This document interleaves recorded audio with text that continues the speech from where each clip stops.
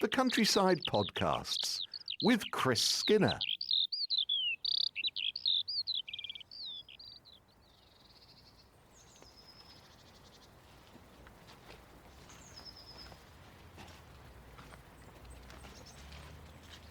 Woodland sounds on this episode of the Countryside Podcast. And Chris Skinner is welcoming us back onto High Ash Farm once again, with the skies lightening now after a fair bit of steady rain overnight. Yes, it's still a pound a drop at this time of the year. Believe it or not, the ground just a metre or so beneath where we're standing is absolutely parched. It's still just dry, sandy gravel, so the rains are hugely welcome. It's what we call recharging the aquifer. Some people on clay soils would scratch their head and wonder what we're talking about, because often the clay's less sort of porous, and so the water can stand on the top or run off. But here we've got a hilly farm, a whole variety of soil types, and we've suffered hugely from the prolonged drought last summer. It cut the hay production by more than 50%, and that's being felt across the central England, right across to the eastern side where we are. And it's caused some huge problems this year for lack of forage for cattle, and it's obviously affected vegetable production as well, unless you've got irrigation. So it's caused a huge amount of problems, and so having a normal winter's rainfall, which we're having so far, is really welcome. You have to think a long way ahead when you're a farmer. It's it's quite difficult, and you're often planning crops 2 years ahead to get the rotations right, but you also have to think in the short term how a crop's going to behave in any weather conditions. So it's a bit of a game of dice, really.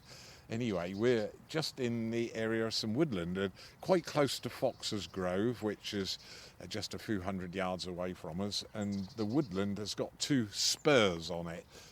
If you look at a map, it looks like the woodland's a huge letter U with these two long belts of timber coming out, and it's very gravelly, sandy soil, lots of trees that grew here, and some were felled in the post-war years. So just underneath where we're standing, this was a conifer belt with large Scots pine and Corsican pine on, and some of the stumps are still remaining just under soil level.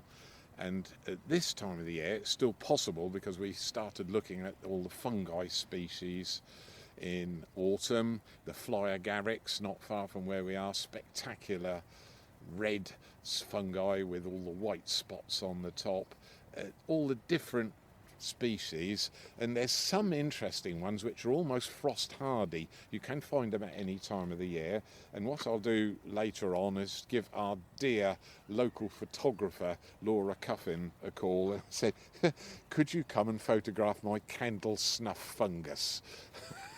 She's never surprised by anything you ask. She isn't.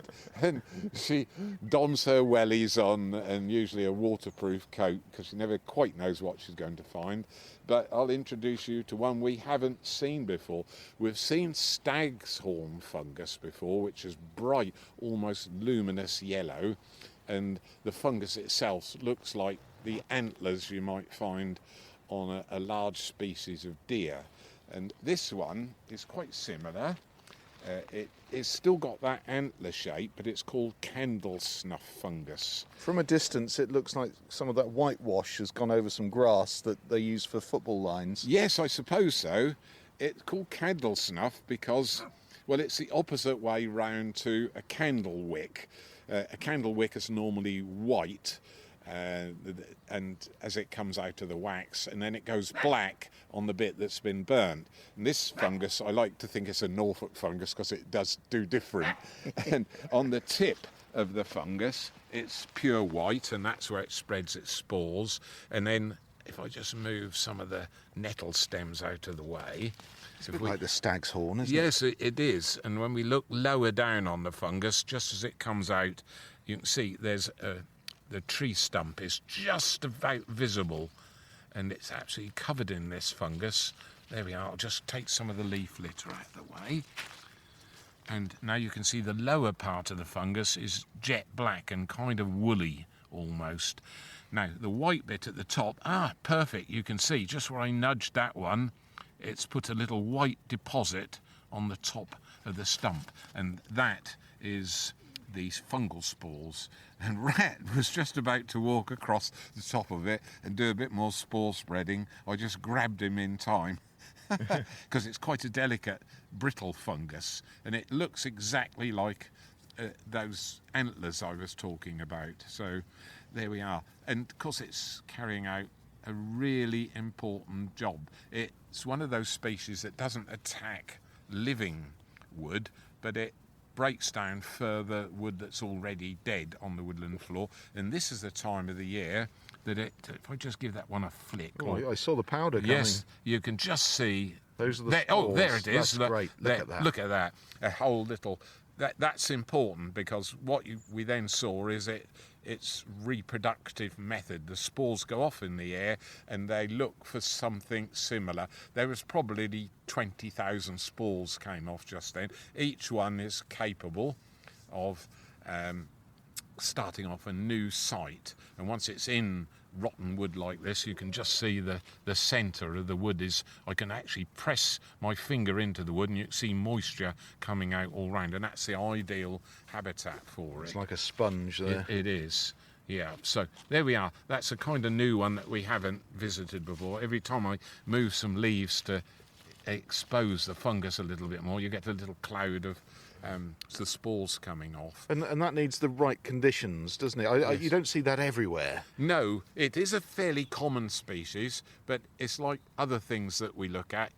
You have to kind of observe to maybe know what you're looking for and then to understand why the particular fungus is there. They're so choosy, fungal species, about what they grow on, where they grow and when they grow, that any time of the year you can come across them. But in this case, it's quite colourful in a strange way. So look out for what looks like a plant, but covered in like whitewash. Yes, that's it. The tips of it is the opposite way round to the burnt candle, and as I said, it's only an inch or so off the ground. Yeah, though, it gets to about 5 centimetres at maximum. These ones here are about 3 centimetres and quite woody and wiry, but near the base it's almost like I don't know, felt on the bottom of it there, just as it comes out of the wood. But nevertheless, it's doing something really important, because above us we've got trees, and they're harnessing the energy from the sun through photosynthesis. And what fungi can't do is they have no chlorophyll. So they have got to use other materials in order to make a living, and they do that by feasting on dead wood. Some of them infect living wood, which we've looked at before. The honey fungus is one which thrives on attacking living trees. It's also called the bootlace fungus, Armillaria malea. This one hasn't got a common name as such, although we called it the candle snuff fungus.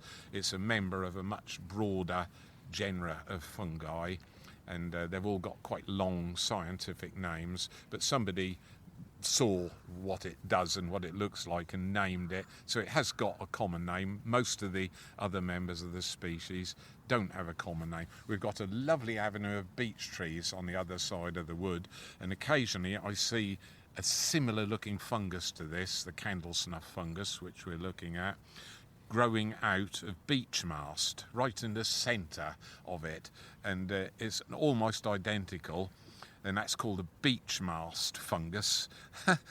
Somebody again has named it, but they've all got quite long, unpronounceable scientific names, starting often with an X and then a Y followed by a Y. So you start off with Xanthoria or words like that, and this one's called a hypotoxylin species. So sounds like something the doctor would give you. yeah, exactly. I'll just put you on a couple of hypotoxylin a day. Exactly that. But nevertheless, it's easy to walk past them, not realising what they do, and they're recycling all the energy and the unusable parts of that tree stump into increasing the fertility of the woodland floor. And you remember last week we moved some of the woodland soil, and it was that lovely, rich, velvety, peaty type soil. And that's all the result of all the sort of fungal species and all the different microbes which live in the soil under our feet, all breaking it down and sort of completing that lovely cycle from the trees above our heads harvesting the energy that then drops onto the woodland floor. You then have the woodland mammals eating the seeds, the fruit, the mushy fruit that comes down, brambles for instance, and then you have the predators feeding on those mammals. So you've got the deer underneath, the small mammals, long-tailed field mice, and then you have the predators coming in, things like the buzzards, the foxes, the badgers, and they eventually all die and they return to the soil. And so you have that wonderful cycle going on, and the fungal bit at the bottom of the cycle. Remember, these are very ancient plants, probably some of the first living things on the planet actually, breaking things down, and hugely important, very, very sort of elderly. I don't like to call this, sounds the wrong word, because they look grey and a bit as though it's grey hair growing out of the tree stump, but I don't mean that. I mean it's kind of archaeologically important because it's really touching sort of millennia ago, when a lot of the land here was all forested, a lot of it got cleared or got flooded. The bit where the North Sea now is was forested most of the way across to Europe, and when the ice caps melted, it filled it all back in again, and fungi would have been the first things to start growing again before the trees restarted. And they're still around in January. Yes, they are. Yes, so hugely important. Something that I'd be unexpected to find in January, though, is a ladybird, and yet here is one, look. Yes, I know, they're all coming out. Well, no, do better than that, Matthew. Oh, there's several. There's several. Oh, are they overwintering? Yes, they're overwintering in the cold up leaves of the nettle here, and they're quite sort of cold tolerant. There's not been any really inclement weather, and you notice the leaves are curled up and they're hibernating on the underside of the leaf. So, and it all starts to happen now, and quite often I'll find ladybirds in the hollow stems. We looked at the teasel stems last week, and that's a super place for them to hibernate in. Hollow stems, hogweed is another one where you'll find them, and so nature is really clever, and it's sitting there waiting to go, and it's stimulated by the rising sun each day a little bit longer. And Rat says this is quite long enough on this, and of course the rising temperatures as well, and he's sitting there shaking, and this is the Rat, this is. Oh dear. This is Chris's little terrier, yes, who always accompanies us, if you've not heard one of these before. Yes. Right. Yeah. And he really is telling us off He's now. really telling us off. And I noticed that when we drove into the woodland, when I came through earlier, there were roe deer quite close to us here, and they were grazing on the brambles here, and you can see this bramble has been eaten off, the tip's been eaten off, and they're just selectively grazing, and I can see all the brambles have been nibbled and all the fresh growth taken off, and more fungus yes, here. Look, little parasol fungi growing where the mole has brought some soil up, and that's our next topic, because we're just moving to the end of the field where we're standing on, quite close then to Fox's, the main body of Fox's Grove woodland itself, and we're just going to look at what the moles are doing there at this time of the year. I'm glad I didn't put my moleskin trousers on. That would be hugely offensive to the local moles.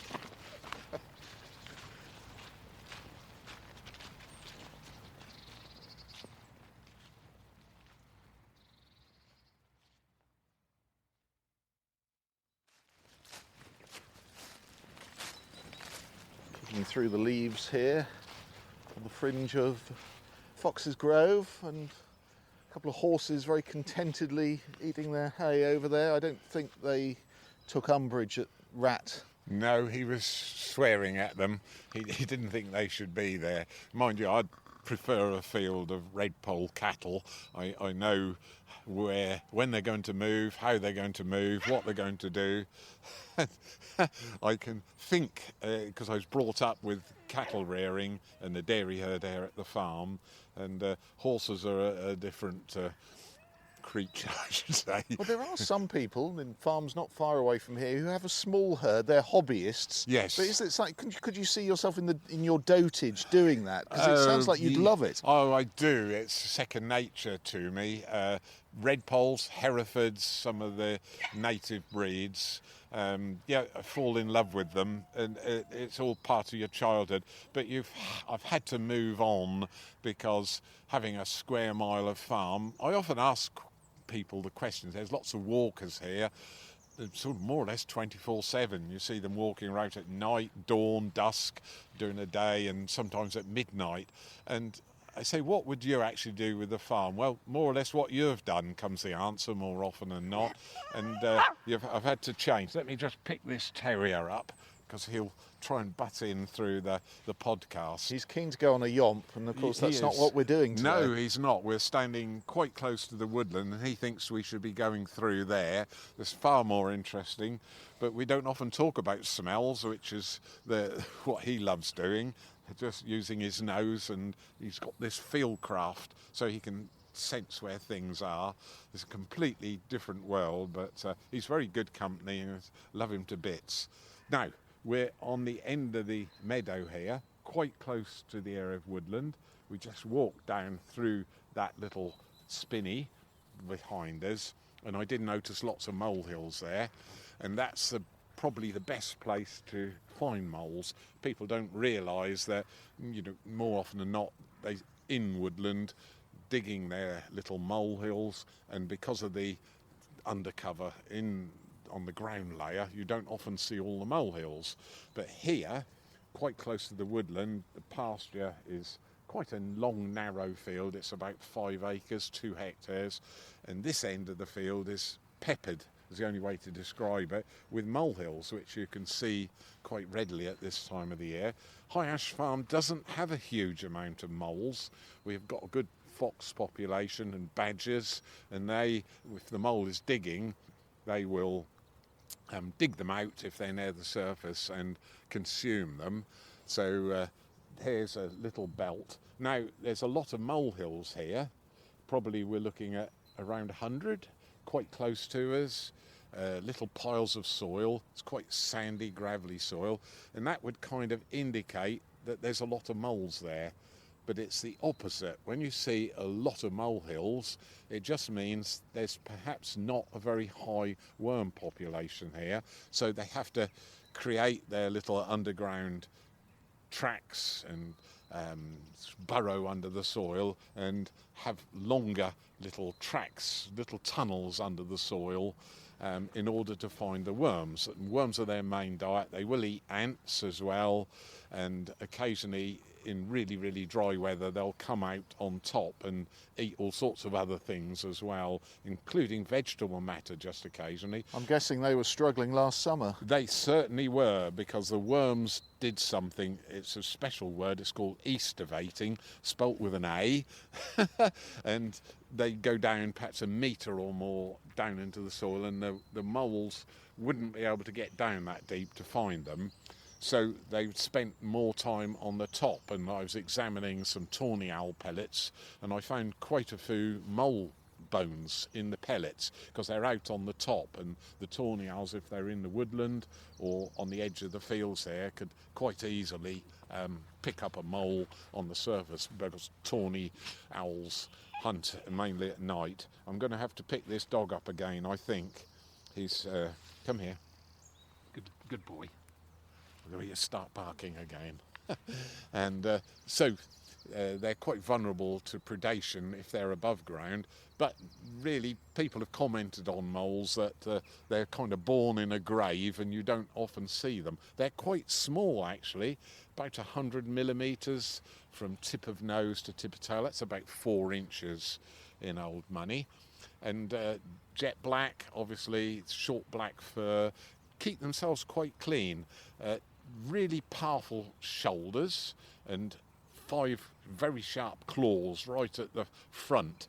The front legs are far more powerful than the hind legs. That's the digging, I suppose. And that's right. It's developed over their lives into quite a powerful digging machine. They can sort of bury themselves in, but they kind of almost paddle through the soil. They'll scrab a bit if they've got to make the burrow system a little bit longer, or they're cleaning out some of the old burrows. Then they dig away with these powerful claws, push the soil behind them, and then they'll move it backwards through the burrow and then push it up through the ground. And often people say, how are they digging in frozen ground? Well, they're not. Usually the molehills are there to start with, and so they push the soil up through the existing hole in the centre of the molehill.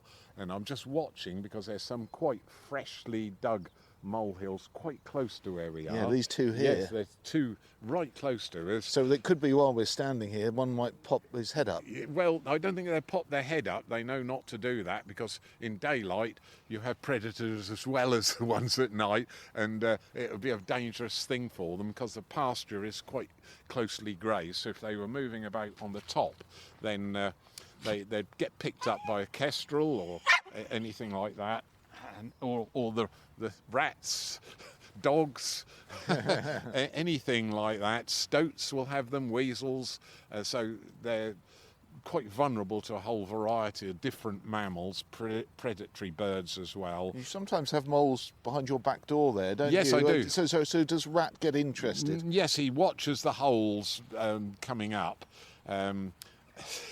And then sort of puts his head on one side, and occasionally he'll pounce on the molehill itself and then scrab, but he has yet to catch a mole. But I've had dogs in the past that were quite good mole catchers, and that would also include gamekeepers from years ago who were asked by the farmers, because it wrecks the hay machinery when you've got that number of molehills. If there's a hay field, it would be quite difficult to mow because you have the sort of modern mowers are disc mowers and little blades on them, and it can do a lot of damage. Also, the modern tractors, you have glass cabs and the stones start flying about. It used to be quite dangerous cutting hay. If you didn't have a cab on, you could get hit by a stone. Like a slingshot? Yes, but the early mowers were different. They were called finger mowers. We had a reciprocating knife going backwards and forwards to cut the hay. The modern mowers are absolutely fearsome with 4, 6, 8, 10, 12 discs, each with 2 blades on, going at huge speed, and they can cut the pasture, but they wreck the blades when you've got stony soil like the moles are brought up near us. So this is an important time of year. What I brought us here to show you, I was just looking across to see if there's an extra large molehill, and that would be one which is often called a fortress, which is just made slightly above ground level to avoid flooding, and then the female mole, and will give birth in there quite soon, actually, sort of end of January into mid-February. You'll have 4 young moles being born, naked, blind, no fur on them for about 6 to 10 days, and then they start to develop fur after that. The eyes will open after about 2 weeks, and they're nursed by their mum, fed on chopped up worms, not to start with, but they need, because moles are mammals, the young moles are fed on milk by their mother. In this, usually it's overground nest with a big sort of mound of soil, but often in woodland you wouldn't see it because it'd be undercover, but occasionally you'll see a fortress out on a field, which is a double-sized molehill, can be up to 2 feet tall, with a lot of soil brought out, and then she makes a nest from grass and anything else she can find to keep the young warm, and she'll visit them. But a mole's day is about 3 of our days, so she'll have 4 hours rest and 4 hours working, so that makes a total of 8 hours, and so she has 3 of those sessions every day. So they do work quite hard, and hopefully if she's found some worms. So what happens is the mole travels out along her series of tunnels using her nose, and because the little tunnels are about 50 mil wide, she can squeeze down, and she can detect a worm if it's hanging in there. She'll pull that down, bite it if she doesn't want to eat it straight away. She'll put that in a larder and keep it.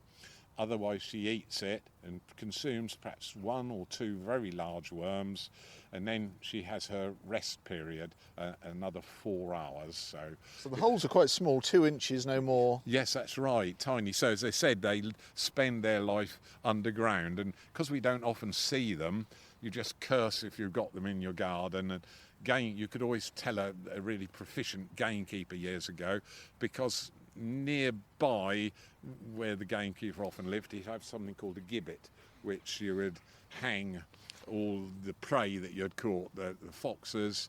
It would probably include badgers years ago as well. They were persecuted. Stoats, weasels, and then the smallest ones hanging on the fence. And I used to see it quite regularly travelling around Norfolk. You'd see about 20 or 30 moles hanging upside down as well. So they've been persecuted and for years and years and years. And today you don't have so many gamekeepers, but you do have professional mole catchers, and I do notice on some of the common land out in Norfolk and North Suffolk, one in particular there at Outney, there's a golf course there, and they set little mole traps there to catch the moles, because obviously you don't want them digging on the golf course itself. Certainly not on the green. No. It might affect your putting. Yeah, it could do. Well, my putting's non-existent, so... but nevertheless, they are persecuted quite heavily still. And so they're tolerated here at the farm in areas like this. But out on the hayfields, we roll them quite early on in the year with a big 6-ton roll. And that keeps the molehills down. I don't mind the moles being there at all, but it's quite difficult when you're cutting the hay. You're trying to move them elsewhere, really, aren't you? No, I don't mind them being there, but they're not a problem if the hills aren't there, which we tend to roll and just flatten them out. So there we are, a sort of brief life history of the mole there, but nevertheless beautiful, beautiful little creatures.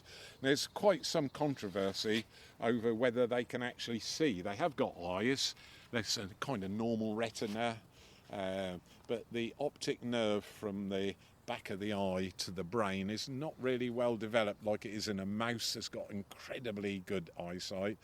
And there is a species of mole, southern European, which is completely blind. It has an actual flap of skin over its eyes. It's closely related. They both start with the prefix talpa, but the one here is talpa europeus. I suppose that sense was so underused that Yes. over generations it's just become completely useless. Yes, they're really proficient little tunnelling machines, though, very powerful, and they don't have huge areas. So the sort of 100 molehills that we're looking here is about it's 25 yards long, 10 yards wide perhaps, and that would be normal. 250 square yards is a normal mole's territory. But the molehills, as I mentioned at the beginning, the amount of molehills you see has nothing to do with the amount of moles. If you have really fertile soil with a high worm population, you might only have half a dozen molehills, and that's sufficient to keep that particular mole sort of satisfied with worms and with food. Somebody dissected a mole's stomach a few years back, and it had been feeding on ants in really, really dry weather, and in the mole's stomach they counted over 1,000 ants. So they have got quite an appetite for such a small mammal, but I love them. There's not much meat on an ant, though, is No, there? there isn't, that's true. I've never tried to eat them, but there we are. Oh, go on, Rat, have a run now. Yes, he's all right. He's happy now. His tail's back up.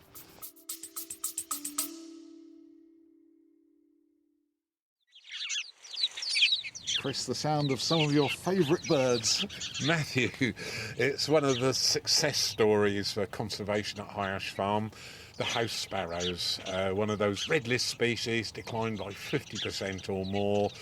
and we have over 100 here. It's a huge smile on my face. Chattering sparrows, just one of the sounds that you can hear on the High Ash Farm podcast. But we need a favour. Yes, we do. We're asking for donations and any help that you can give to help keep the podcast going. You can make a monthly or just a one-off payment. highashfarm.com/podcast. Well done, Matthew.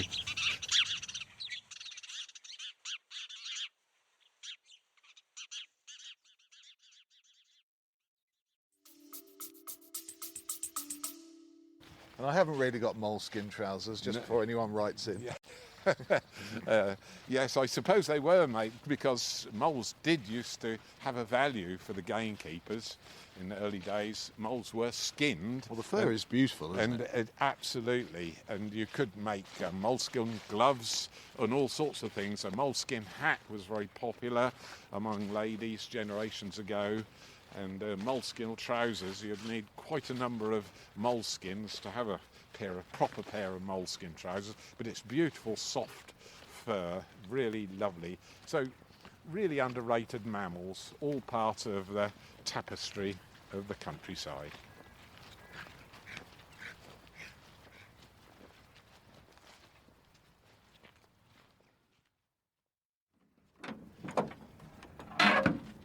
Just driven up to one of the real high spots on High Ash Farm. A bit breezy here. What have you seen there, Chris? Matthew, some massive flocks of wood pigeon mixed in with stock doves as well, slightly smaller cousins. Lots of deer around as well. We've just seen muntjac, Chinese water deer, and a solitary roe deer as well, which was lovely. Yellowhammer. One yellowhammer. Hare? And hare mixed in with some skylark as well. Not to mention a kestrel quartering this very large field. That's why the linnet flock has perhaps gone up into a tree somewhere around the edges of this quite large area. You were rather hoping to see the linnets, I weren't was, yes. There's a lovely flock here at the moment, and they're sort of very entertaining, flying up and then down with that sort of distinctive bobbing flight that they have. And anyway, the sun's just come out, so lovely winter's day, early rain this morning, so all welcome. And the pigeons have gone back down into the crop now, so we haven't really disturbed them. Lots of cards, letters, emails over the last week, and lots of well wishes for you, Chris, as you have your medical treatment fairly soon, don't you? Yes, I think so. I finished my tests of what condition my arteries are in yesterday, and then the next one will be perhaps a consultation down at Papworth, where we can find out whether I'm having a single, double or triple bypass. Well, Anna in the Wenning Valley in North Yorkshire sent a marvellous card here of, well, it's unmistakably a heron, that, isn't it? It's a lovely sight to see. And she says there's much love and support out there for you, Chris, from across the globe. Not that you need me to tell you that. Wishing you a speedy recovery. Oh, thank you very much indeed. And yes. here's another card as well, a yes. woodland scene. What are they? Aconites and snowdrops, yes. Yeah, and there's a letter inside from West Yorkshire, Sue and Colin, sending you our love and all the best. You're a positive inspiration standing up for nature, and they've been listening for many years. Plus they say, we were excited to see yellow butterflies. Yes. They were last summer, and it was on your land. What are these? Because they've sent the photograph. Clouded yellow butterfly. No, they didn't send a photograph, but it was quite a surprise for them. That's the first time I think they'd seen them, but they came down to High Ash to visit the annual wildflower field, and they was quite surprised to see some clouded yellow. We had sort of reported that we'd seen them the previous week, and they came to visit. Here's Chris Hanley from the Peak District, and here's Rat Skinner. Yes, Rat Skinner, constantly interrupting. Well, Chris has sent an email to say, the other night I wandered out into the garden to check the bird feeders. I've relocated the fat ball feeders onto a hawthorn tree quite close to the house, ready for the RSPB Big Garden Bird Watch. I went to inspect the fat balls and imagine my surprise to see a mouse. A mouse sat inside the wire feeder right at the top, having its supper, not bothered in the slightest by me or my dog. A wildlife garden with tables available for all. And Chris sends his best wishes, but he also sends us a photograph of this amazing sight. And there, as he describes, is this wonderful shot of a mouse there at the top of the 3 or 4 fat balls there, and bold as brass. Yes, really good quality fat balls. Congratulations. They've got sunflower mixed in with them, and you can see it's just at dusk, so the flash from the cameras lit it up, and you've caught a long-tailed field mouse with perfection. I think that's lovely big ears. Yes, that's one of the identifying features. And although the mouse is facing us, it's quite a close-up photograph. You can't quite see the long tail, which would be about as long as the mouse's body, about 4 inches long. So well done. That's an incredible little sighting as well. Another lovely sighting behind your right shoulder.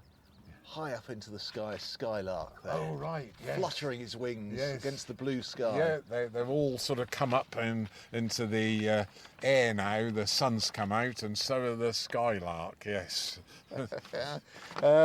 And we go on our little cook's tour to the Forest of Dean now. Have you ever been there? No, I haven't, no. I'm always fascinated by this place because it's very much of its own society there, isn't it? It's got its own traditions. And Dawn lives there. Just wanted to wish you well for the surgery, Chris. I thought I'd send you a photo of one of the sights from last spring, seeing the first silver-studded blue butterflies emerging on the dunes in Cornwall at around the same time as you mentioned them appearing in Norfolk, and it was so lovely. And there's the photograph. Yes, and it really is. It's really uplifting, isn't it, to see that. Let's just open that up so you can have a good look. White fringe around the wings. Yes, yep. And there we are. It's actually, the photograph that we've been sent is actually of a common blue, not the silver-studded one, but they are really difficult to separate, the two species, so really well done. And there's a skylark flying across, and a wood pigeon, lesser black-backed gull, and a delinquent terrier will be flying through the air shortly. Oh dear. So there we are. Lots of lovely notes, and we haven't had time to mention everyone, but you have looked at all the cards. I certainly have. I've looked them and read them, and it's very uplifting as well. And I'm not at all perturbed. I'll be in the hands of experts once we kind of get the go-ahead. It's still early days yet, but I've been referred with urgent in inverted commas to Patworth, so it can happen at any time, and I'll do my very best to keep this really valuable podcast ticking along even when I'm over in Cambridge. So thank you very much for all the support I've received. Well, it's a great tonic, this weekly blast of fresh Norfolk air, and it's certainly great. I mean, selfishly, it's wonderful for me to come here and share in your enthusiasm for it, Chris. And if you want to send in an email, a question or a comment, anything you like, chris@highashfarm.com is the address. And remember, there is the website if you want to find out more about donating to keep the website and the podcast on the straight and narrow so we can keep this thing going. highashfarm.com/podcast. And I think that's just about it, isn't it, Chris? Yes, he'll get more than a pat. One of the cards, the Get Well card says, give Rat a pat for me. So he'll get several in a minute, I can promise you. Yes, what are you doing down there? He said, time to move on. Come on, talking too much.